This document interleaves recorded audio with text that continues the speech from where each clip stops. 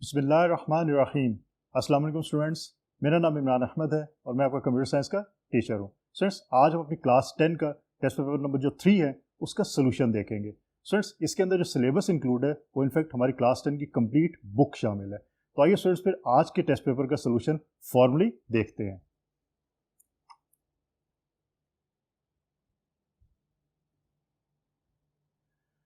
तो स्टूडेंट्स, ये हमारा फेज 2 का टेस्ट पेपर जो है 3 है और ये क्लास 10 का टेस्ट पेपर है। स्टूडेंट्स, होपफुली आपने टेस्ट पेपर सॉल्व कर लिया होगा और आप इसका सोल्यूशन मैं आपको बता देता हूँ। आप अपने सोल्यूशन के साथ इसको मैच कीजिएगा और चेक कीजिएगा कि आपके सोल्यूशन किस हद तक ठीक है। स्टूडेंट्स, आपको पता है कि आपके ऑब्जेक्टिव टाइप जो है वो 10 मार्क्स का होता है और आपका जो सब्जेक्टिव होता है वो 40 मार्क्स का होता है। तो ऑल टुगेदर आपका जो कंप्यूटर का एग्जाम पेपर होता है वो 50 मार्क्स का होता है। तो स्टूडेंट्स, स्टार्ट करते हैं सबसे पहले ऑब्जेक्टिव पार्ट को और देखते हैं कि उसके अंदर कौन से क्वेश्चंस अवेलेबल है, उनका सोल्यूशन क्या है। क्वेश्चन नंबर 1 में हमारे पास choose the correct answer. Students, इसको हम एमसीक्यूज का नाम भी देते हैं, mean multiple choice questions.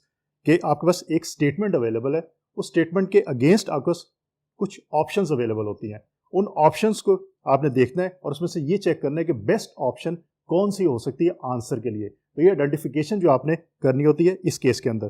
Students, इसमें कुछ टिप्स आपने याद रखनी है। वो टिप्स ये है कि आपने स्टेटमेंट को अच्छी तरह रीड आउट करना है और ये समझना है कि ये स्टेटमेंट आपकी बुक के अंदर किस चैप्टर पे किस टॉपिक से ली गई है और फिर उस टॉपिक से रिलेटेड जो कॉन्सेप्ट आपके माइंड में आएंगे उन कॉन्सेप्ट्स को यूज करते हुए आप आइडेंटिफाई करें कि आंसर क्या हो सकता है। तो फिर इंशाल्लाह आपका आंसर जो है वो गलत नहीं होगा। स्टूडेंट्स, उसके बाद आपने चारों की चारों ऑप्शन जो है, अगर इस केस के अंदर 4 ऑप्शन है तो चारों की चारों ऑप्शंस को आपने एक दफा रीड आउट जरूर करना है। ऐसा नहीं कि आप सिर्फ एक ऑप्शन रीड करते हैं और बाकी ऑप्शंस को रीड नहीं करते और पहली ऑप्शन आपको अगर सही लगती है आप उसको सिलेक्ट कर लेते हैं। स्टूडेंट्स, क्योंकि कुछ केसेस के अंदर ऐसे भी होता है कि आपकी ऑप्शन ए भी ठीक होती है, ऑप्शन बी भी ठीक होती है, ऑप्शन सी भी ठीक होती है और डी के अंदर लिखा होता है ऑल ऑफ दीज। तो उस केस में अगर आप ऑप्शन ए को सिलेक्ट करेंगे वो गलत हो जाएगी, बी को करेंगे वो भी गलत होगा, सी को करेंगे वो भी गलत होगा। उस केस में आपने ऑप्शन डी को सिलेक्ट करना होता है। तो ये चीज़ आपने याद रखनी है। और स्टूडेंट्स, उसके साथ साथ एक और चीज़ भी होती है कि आपकी स्टेटमेंट के अंदर कई दफ़ा आंसर या उसका हिंट जरूर अवेलेबल होता है। उसको आइडेंटिफाई करने की कोशिश करें कि वो हिंट क्या है। उस हिंट की बेस पे आप जब आइडेंटिफाई करेंगे कि एग्जैक्ट आंसर क्या हो सकता है तो आपका आंसर जो है वो गलत होने के चांसेस बहुत कम हो जाते हैं। तो स्टूडेंट्स, आइए फिर फॉर्मूलेस को स्टार्ट करते हैं। नंबर 1 है हमारे पास different symbols are used to solve problems in. A option is top down designing, B is algorithm, C flow chart and D none. और स्टूडेंट्स, स्टेटमेंट को अच्छी तरह रीड आउट करें और फिर कॉन्सेप्ट माइंड में लेके कि जो आपने लेक्चर्स के अंदर लिए थे। Mean different symbols are used to solve problem, कि प्रॉब्लम्स को सॉल्व करने के लिए अगर आप सिंबॉलिक फॉर्म को यूज करते हैं, मीन सिंबल्स को यूज करते हैं, तो वो क्या चीज होती है।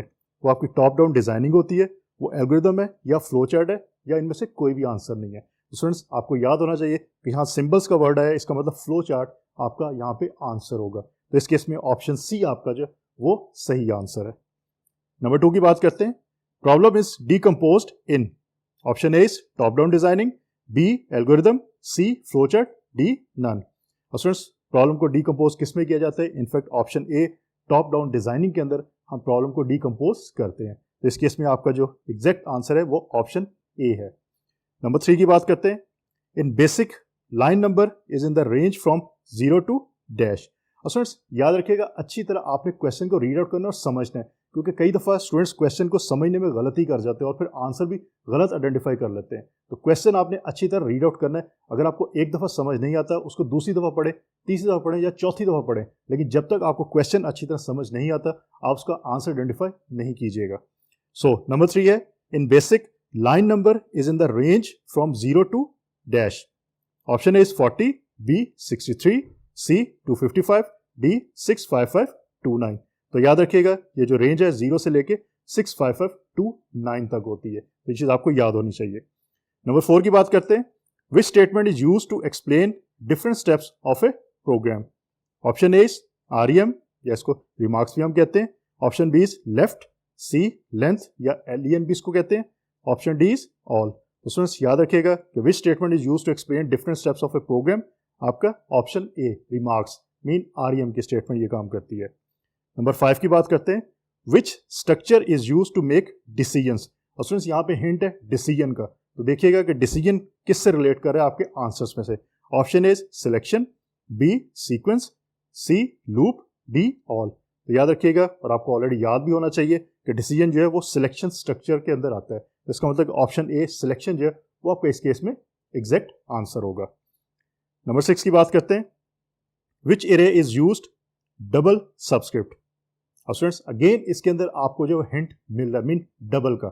अब ऑप्शन देखते हैं, 1D मीन 1 डायमेंशनल रे, B is 2D mean 2 dimensional रे, C is 3D mean 3 dimensional रे और D is all of these. तो याद रखिएगा क्वेश्चन के अंदर आपके पास डबल का हिंट मौजूद है, तो बी ऑप्शन आपके पास 2D मीन 2 डायमेंशनल एरे है, तो ये आपका एग्जैक्ट आंसर है। तो इस हिंट से आप आंसर इजीली आइडेंटिफाई कर सकते हो। नंबर 7 की बात करते हैं, function always uses to return dash as output.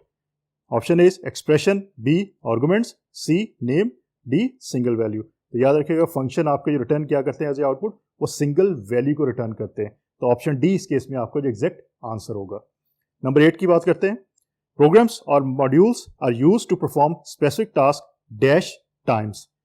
Option A is 1 mean एक ही दफा करते हैं, B multiple times, C no, D all of these. तो याद रखिएगा इसमें जो आपका आंसर है वो ऑप्शन बी है, मल्टीपल टाइम्स। नंबर 9 की बात करते हैं, the radius in circle statement is measured in. Option A is points, B inches, C centimeters, D none. तो याद रखिएगा आपका ऑप्शन ए पॉइंट्स इस केस में एग्जैक्ट आंसर है। नंबर 10 की बात करते हैं, the statement is use to select screen mode. अब कौन सी स्टेटमेंट हम यूज करते हैं स्क्रीन मोड के लिए बेसिक लैंग्वेज के अंदर? A is PSET, B screen, C colour, D screen mode. तो याद रखिए स्टूडेंट्स इसमें अपने कंफ्यूज नहीं होना बी और डी के अंदर कि स्क्रीन और स्क्रीन मोड में आपकी जो ऑप्शन है वो बी है, स्क्रीन। मीन सिर्फ आप स्क्रीन लिखते हो, आप उसके आगे मोड नहीं मेंशन करते। तो ये चीज़ आपने याद रखनी है। तो स्टूडेंट्स इस तरह के बस 10 क्वेश्चंस या स्टेटमेंट्स अवेलेबल होती हैं, आपने उसको आंसर देना है, उसमें से बेस्ट ऑप्शन सेलेक्ट करनी है और फिर ये देखना है कि आपके कौन से आंसर सही हैं। अगर आप 10 के 10 सही आंसर देते हैं तो आपको 10 आउट ऑफ 10 मार्क्स इसमें से मिल जाते हैं। अब स्टूडेंट बात करते हैं हम सब्जेक्टिव पार्ट की, जो आपका ऑल टुगेदर 40 मार्क्स का होता है। Question number 2, right short answers of any 4 from the following. Students इसके अंदर आपके पास 6 क्वेश्चंस अवेलेबल होते हैं और आपने कोई से 4 जो क्वेश्चन है उनके आंसर्स लिखने होते हैं और हर आंसर के 2 मार्क्स होते हैं। और स्टूडेंट्स आप आइडेंटिफाई कर सकते हैं अगर 2 मार्क्स है तो आपने टू दी पॉइंट आंसर लिखना है, आपने उसकी डिटेल में नहीं जाना। पहला क्वेश्चन इसके अंदर है, what is run time error. आपने सिर्फ इसकी डेफिनेशन लिखनी है और उसके साथ अगर आपको जरूरत है तो आप इसकी एक एग्जांपल दे सकते हैं, अदरवाइज उसके अलावा आपको कुछ और लिखने की यहाँ पे जरूरत नहीं है क्योंकि आपको ये शॉर्ट आंसर जो है वो पूछा गया आपसे। सो इसका आंसर है, the errors that are occurred during the execution of program is called run time error. For example, if a program contains a division of a number by 0, in such case the execution of the program stops during execution. तो students इसी तरह आपने definition और एक example साथ दे देनी है तो आपको 2 नंबर इसमें से पूरे मिल जाएंगे। नंबर 2 की बात करते हैं, what is debugging of programming language. The process of finding and removing the errors in a program is called debugging. तो ये डेफिनेशन आपको याद होनी चाहिए। नंबर 3 की बात करते हैं, write any 2 guidelines to draw flow chart. कि फ्लो चार्ट को ड्रॉ करने के लिए कोई सी 2 गाइडलाइंस आपने यहाँ मेंशन करनी है। स्टूडेंट्स मैंने यहाँ पे 2 मेंशन किए, आप और जो गाइडलाइंस अवेलेबल है आपकी बुक के अंदर आप उनमें से भी कोई मेंशन कर सकते हैं, लेकिन यहाँ पे मैंने 2 मेंशन किए, आप कोई और 2 भी मेंशन कर सकते हैं, लेकिन वो सही होनी चाहिए। So number 1 is the usual direction of the flow chart is from top to bottom और left to right. Number 2 is only 1 flow line should come out from a process symbol. Number 4 की बात करते हैं, what is logical operator. Logical operators are used to combine logical statements to form more complex logical statements. These are and, on, or, and, not। तो students इस तरह आपने सिर्फ उसकी डेफिनेशन और उसकी एग्जांपल्स लिखते नहीं कि ये कौन कौन से होते हैं। नंबर 5 की बात करते हैं, what is auto command.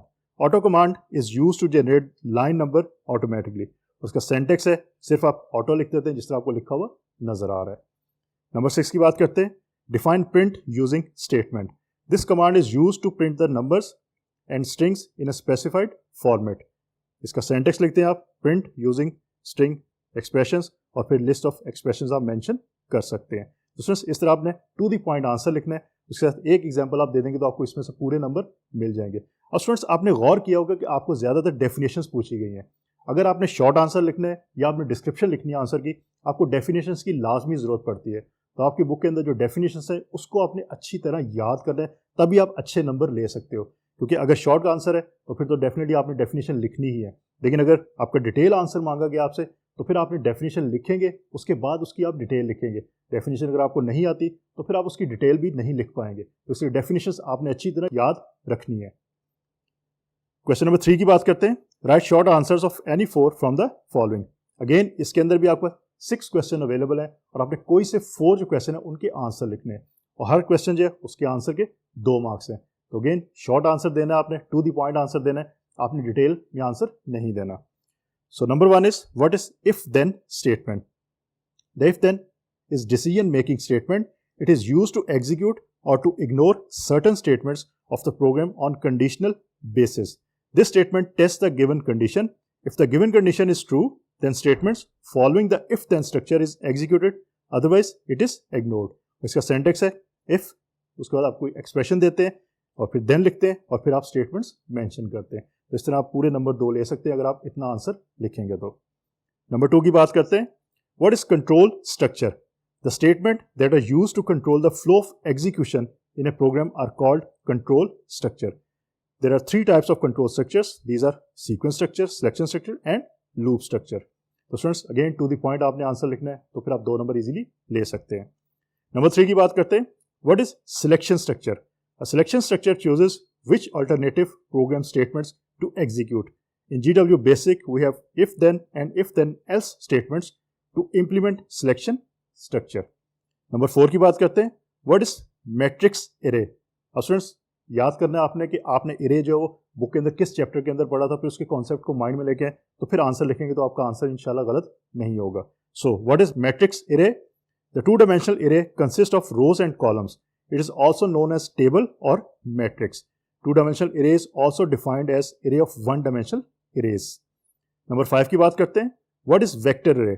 One-dimensional array is also known as linear array or vector array. It consists of only one row or column. It is also called 1D array. Number 6 की बात करते हैं। What is doubly subscript array? An array that requires 2 subscripts to identify a particular element is also known as the double subscripted array.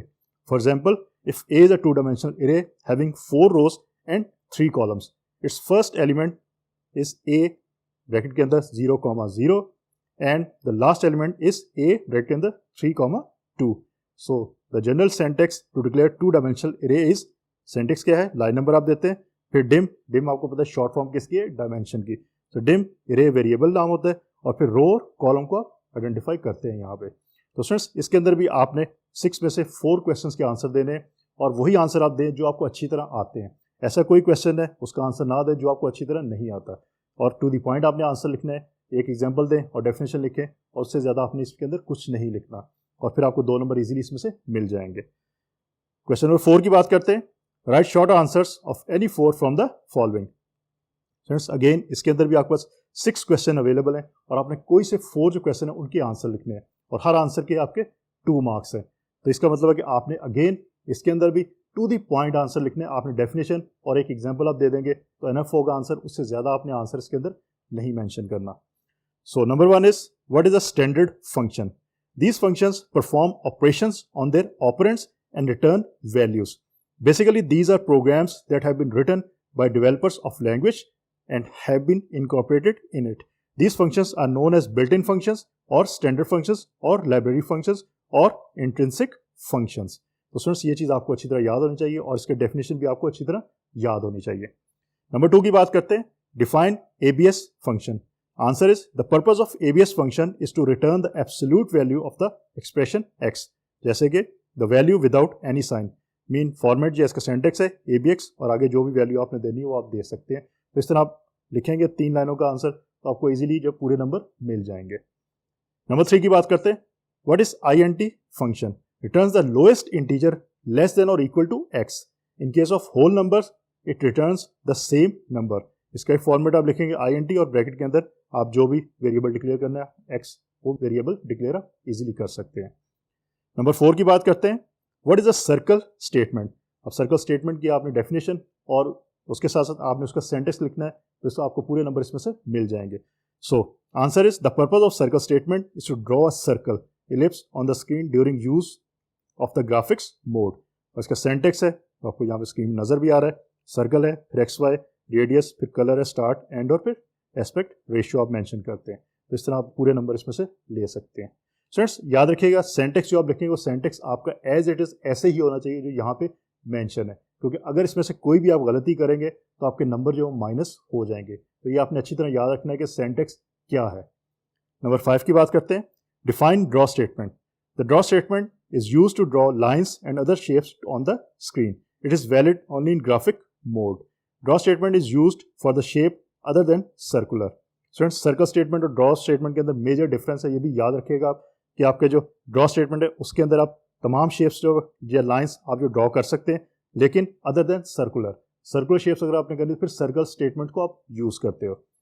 So the object would be drawn as specified by a string containing drawing commands. Number 6 की बात करते हैं। What is text mode? Text mode is used for only textual data in text based graphic. Text and lines can be drawn on the screen. The whole screen is divided into 80 columns and 25 rows. तो students again इसके अंदर भी आपके पास 6 question है, आपने 4 के answer देने होते हैं और टू द पॉइंट आपने आंसर देने हैं, आपने ज्यादा डिटेल इसके अंदर नहीं लिखनी। क्वेश्चन नंबर 5 की बात करते हैं। Attempt any two from the following. और स्टूडेंट्स इसके अंदर गौर करें कि आपको शॉर्ट का जो कीवर्ड है वो नहीं लिखा हुआ, यहाँ लिखा हुआ attempt any two from the following. Mean आपके 3 क्वेश्चंस अवेलेबल हैं, आपने कोई से 2 क्वेश्चंस के आंसर लिखने, लेकिन शॉर्ट आंसर नहीं लिखने इस केस में। तो ये आपने बहुत केयरफुली आइडेंटिफाई करना है कि जहाँ शॉर्ट का कीवर्ड है वहाँ आपने शॉर्ट आंसर लिखना है, जहाँ शॉर्ट का कीवर्ड नहीं मेंशन वहाँ में आपने डिटेल आंसर लिखना है। और ये भी आप अंडरस्टैंड कर सकते हैं कि 3 में से आपने 2 क्वेश्चन के आंसर देने हैं और हर क्वेश्चन के जो आंसर है उसके 8 नंबर है। तो 8 मार्क्स के लिए आपको कुछ ना कुछ लिखना पड़ेगा। अगर आप सिर्फ डेफिनेशन और एक एग्जाम्पल देंगे तो फिर आपको पूरे 8 मार्क्स नहीं मिलेंगे। तो ये चीज़ आपने याद रखनी है। सो नंबर 1 की बात करते हैं। Write a note on operators in BASIC program. Answer is operators are symbols that are used to perform certain operations on data. In BASIC the commonly used operators are number 1 is arithmetic operators, relational operators, logical operators and assignment operators. अब students अगर तो आपका short answer आपने देना होता तो यहाँ तक आंसर आप लिखते, इससे आगे लिखने की जरूरत नहीं थी, लेकिन इस क्वेश्चन के अंदर आपसे डिटेल पूछी गई है, मीन आपने पूरा नोट लिखना है, तो आपको इन 4 ऑपरेटर्स की डिटेल लिखनी पड़ेगी यहाँ पे, फिर ही आपको 8 नंबर पूरे मिलेंगे। तो ये चीज़ आपने याद रखनी है। So number 1 is arithmetic operators. Arithmetic operators are used to perform arithmetic operations on values. The GW BASIC defines the following standard arithmetic operators. Students आप एक टेबल देख सकते हैं जिसके अंदर आपके पास डिफरेंट कॉलम्स है, ऑपरेशन का है, सिंबल है, फिर अलजेब्रिक एक्सप्रेशन है, फिर बेसिक का एक्सप्रेशन यहाँ पे मौजूद है। ऑपरेशंस आपके पास addition, subtraction, multiplication, division, exponent, negation, modulus, integral, division ये मौजूद हैं। उसके आगे उसके सिंबल्स मौजूद हैं, अलजेब्रिक एक्सप्रेशन भी मौजूद है जो यूज़ किया जाता है मैथमेटिक्स के अंदर। उसके बाद बेसिक के अंदर एक्सप्रेशन को कैसे यूज़ किया जाता है वो भी यहाँ पे मेंशन है। तो ये टेबल आपने लास्ट में बनाना है ताकि आपको पूरे नंबर मिल सके। Number 2 relation operators. Relational operators are used to compare 2 values. They return output as true or false. If result is true, then non-zero values returned. In case of false, 0 values returned. In basic, there are 6 basic relational operators. Suppose A, B, and C are 3 variables having values 123, 215, and 123 respectively. Then, students, suppose किया गया कि A की value 123 है, mean 123 है, B की value 215 है, mean 215 है, और C की वैल्यू भी 123 मीन 123 है। और स्टूडेंट्स उसके अगेंस्ट आपके पास जो नीचे टेबल है वो क्या कह रहा है? ऑपरेशन है equal to, less than, greater than, less than और इक्वल टू, ग्रेटर देन और equal to, not equal to. आगे सिंबल्स के मौजूद है, एक्सप्रेशन मौजूद है और फिर इवेल्युएशन है। लाइक आप अगर पहले ऑपरेशन की बात करते हैं इक्वल टू का सिंबल आप देख सकते हैं, उसका एक्सप्रेशन है A is equal to C। अब A की वैल्यू आपने मेंशन की है 123 और C की वैल्यू भी आपने क्या मेंशन की है 123। इसका मतलब है कि ये एक्सप्रेशन आपका क्या है? ट्रू है। तो इवैल्यूएशन के अंदर ट्रू मीन ये नॉन जीरो वैल्यू है। इस तरह अगर सेकंड वन की बात करते हैं, लेस देन, तो B is less than A। B की वैल्यू 215 है मीन 215 है, A की वैल्यू 123 है और B is less than A, ये आपका फॉल्स है क्योंकि B बेसिकली जो है वो A से वैल्यू ज़्यादा है, तो वो आगे फॉल्स इवैल्यूएशन में लिखा हुआ है। तो आप इस तरह इसको टेबल को कंप्लीट कर सकते हैं। स्टूडेंट्स ये आपने मेंशन करना है तभी आपको पूरे नंबर मिलेंगे इसके अंदर। नंबर 3 की बात करते हैं, logical operators. Logical operators combine simple conditions to construct more complex ones. The logical operators used in BASIC are. Operators हैं आपके पास एंड, और एंड नॉट, और उनके मीनिंग आगे मेंशन डिटेल। स्टूडेंट्स ये मीनिंग आपको पता होना चाहिए कि एंड ऑपरेटर आपका क्या करता है, और ऑपरेटर क्या करता है और नॉट ऑपरेटर क्या करता है। तो ये टेबल्स आपने ज़रूर बना लें ताकि आपको पूरे नंबर्स मिल सकें। Last one is assignment operator. The assignment operator is use to assign a value into a variable. The value may be string numeric value or a computational results of an expression. In basic, the assignment operators is represented by a symbol is equal to presents the operator. तो इस तरह students आपने इसके अंदर detail में answer लिखना है, तभी आपको 8 नंबर पूरे मिलेंगे। अगर आप टू द पॉइंट आंसर लिखेंगे तो फिर आपको पूरे 8 नंबर नहीं मिलेंगे। ये चीज़ आपने याद रखनी है। नंबर 2 की बात करते हैं। Right a note on for next loop and give example. Answer is when it is known in advance how many times a loop must be repeated, the for next loop is the most effective option. For loop is used to repeat a set of statements to a specific number of times. उसका syntax क्या है? For, उसके बाद आप variable देते हैं x to y, mean x है starting और to y तक कि कहाँ पे स्टॉप हो, मीन एंड वैल्यू। और स्टेप है आपका z, मीन कितने का इंक्रीमेंट हो। अगर z की वैल्यू 1 है तो ये 1 का इंक्रीमेंट होगा, z की वैल्यू 2 है 2 का इंक्रीमेंट होगा, एक्सेट्रा एक्सेट्रा। और उसके बाद आप स्टेटमेंट्स लिखते हैं और फिर लास्ट में आप नेक्स्ट लिखते हैं और वेरिएबल जो आपने ऊपर डिफाइन किया था वो वेरिएबल यहाँ पे मेंशन करते हैं। अब इसकी इंटरप्रिटेशन देख लेते हैं। The numeric variable name following for is called the loop control variable or loop variable. X and Y are numeric constants where X gives the initial or starting value of the loop and Y gives the final value. Z followed by keyword step gives the increment in X till Y is reached. The increment can be negative also, mean वो decrement भी हो सकता है। X, Y, and Z can be numeric variable names. In such cases, their numeric values should be assigned before the starting of the loop. Before coming to for statement, the keyword next should have the same control variable as followed by the keyword for. तो students ये चीज़ आपने detail में यहाँ पे mention करनी है। Example देख लेते हैं। स्टूडेंट्स आप इसके अलावा कोई और एग्जाम्पल मेंशन कर सकते हैं, लेकिन वो फॉर नेक्स्ट लूप की एग्जाम्पल होनी चाहिए, उसका सिंटैक्स और लॉजिक ठीक होनी चाहिए, फिर आपके नंबर पूरे मिलेंगे। तो आप ये भी एग्जाम्पल लिख सकते हो जो यहाँ पे मैंने मेंशन किया, और आप अपनी तरफ से भी कोई एग्जाम्पल मेंशन कर सकते हैं, लेकिन वो सही होनी चाहिए। सो लाइन नंबर 10 के ऊपर CLS करते हैं। 20 के ऊपर फॉर लूप चलाते हैं। C is equal to 2 to 10 और स्टेप 2 करते हैं, मीन 2 का इंक्रीमेंट होगा। 30 के ऊपर प्रिंट करते हैं हम नंबर जो कि C है। 40 के ऊपर हम नेक्स्ट करते हैं और C हमने क्योंकि ऊपर हमने फॉर जो के साथ जो लूप वेरिएबल डिक्लेयर किया था वो C था, तो यहाँ भी हम नेक्स्ट के आगे फिर C वेरिएबल जो डिक्लेयर करेंगे और 50 पे हम फिर उसको एंड कर देंगे। एग्जाम्पल आप कोई भी मेंशन कर सकते हैं, ये एग्जाम्पल भी लिख सकते हैं, बुक से आप कोई और एग्जाम्पल ले सकते हैं, कोई अपनी तरफ से एग्जाम्पल आप मेंशन कर सकते हैं, लेकिन वो फॉर नेक्स्ट लूप की एग्जाम्पल होनी चाहिए और वो एग्जाम्पल का सिंटैक्स और लॉजिक ठीक होनी चाहिए, फिर वो आपको नंबर मिलेंगे, अदरवाइज आपको नंबर नहीं मिलेंगे। नंबर 3 की बात करते हैं। Write a note on line statement. The purpose of line statement is to draw lines and boxes on the screen. We can use the line statement to generate a line between any two statements. उसका syntax यहाँ mention है और students आपने as it is इसी तरह का सेंटेक्स लिखना है। इसमें कोई भी गलती अगर आप करेंगे तो आपके नंबर माइनस हो सकते हैं, तो आपने यही सेंटेक्स जो वो मेंशन करना है आंसर के अंदर। In the syntax the values x1 y1 and x2 y2 are used to specify the coordinate positions of starting and ending point of the line. These 2 points positions are separated by a minus or dash sign. The attribute specifies the color or intensity of the display pixel. B या box to draw a box with the points x1 y1 and x2 y2 at opposite corners. BF या इसको हम filled box का नाम भी देते हैं.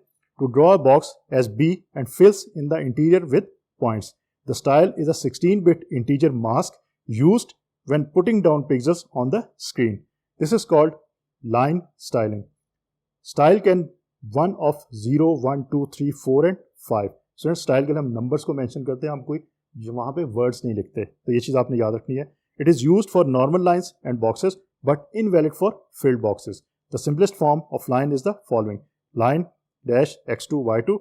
This draws a line from the last point reference to the point x2 y2 in the foreground color. Example आप यहाँ पे मेंशन कर सकते हैं. आप इसके अलावा कोई और एग्जाम्पल्स भी दे सकते हैं. यहाँ पे एग्जाम्पल है, लाइन है, ब्रैकेट के अंदर आप 160, 0 और डैश, फिर अगेन ब्रैकेट है 160, 199. और एक और एग्जाम्पल है, उसके अंदर आप लाइन ब्रैकेट के अंदर 0, 0 है, डैश है, फिर ब्रैकेट है आपकी 100, 175 है और कॉमा देन बी है, a square box in the upper left corner of the screen. तो इस तरह आप एग्जाम्पल दे सकते हैं. एग्जाम्पल आप इसके अलावा कोई और भी दे सकते हैं, अगर आपकी बुक में मौजूद है वहाँ से आप कोई दे सकते हैं. आप उसके अलावा अपनी तरफ से भी एग्जाम्पल दे सकते हैं, लेकिन वो एग्जाम्पल आपकी लाइन स्टेटमेंट से रिलेटेड होनी चाहिए और उसका सेंटेक्स और उसकी लॉजिक ठीक होनी चाहिए. फिर वो आपका आंसर ठीक होगा। तो स्टूडेंट्स इस तरह आपका ये टेस्ट पेपर नंबर 3 जो फेज़ 2 का है ये कंप्लीट हो गया इसका सोल्यूशन। तो होपफुली आप लोगों ने सोल्यूशन खुद लिखा था वो इसके साथ आपने मैच किया होगा, तो होपफुली आपने अच्छे नंबर लिए होंगे इसके अंदर। स्टूडेंट्स इंशाल्लाह अगली दफ़ा फिर किसी नए टेस्ट पेपर के सोल्यूशन के साथ दोबारा मुलाकात करेंगे। अपना बहुत सारा ख्याल रखिएगा। अल्लाह हाफिज़।